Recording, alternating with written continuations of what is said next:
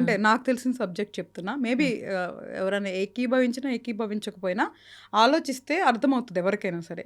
ఎందుకు మనం వీళ్ళకే పుట్టాం? ఎందుకు వాళ్ళు వాళ్ళకే పుట్టారు? ఏంటి అంటే దెర్ ఇస్ ఎ సిస్టమ్ గదా!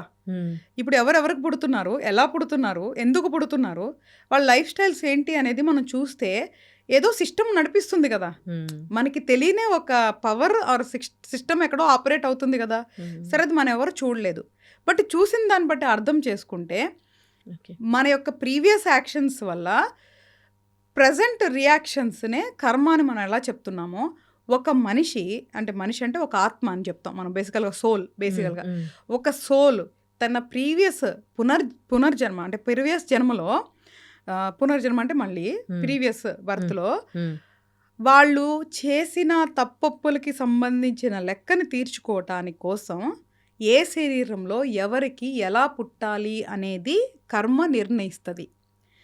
దాన్ని ఆపరేట్ చేయటానికి జ్యోతిష శాస్త్రం ఎక్కడ ఉపయోగపడుద్దంటే దాన్ని ఆపరేట్ చేయటానికి గ్రహాలని ఆ స్థితిగతుల్ని నిర్ణయిస్తది. సో ఎలాంటి తల్లిదండ్రులకి పుట్టాలి, ఎలాంటి వాళ్ళతో నువ్వు ప్రయాణం చేయాలి, ఎలాంటి శరీరం ఉండాలి, ఎలాంటి రోగాలు ఉండాలి, ఎలాంటి ఇల్లు ఉండాలి, ఎలాంటి తిండి తినాలి, ఎలాంటి బట్టలేసుకోవాలి అనేది మొత్తం కూడా ప్రీ డిఫైన్డ్ ప్రోగ్రామే.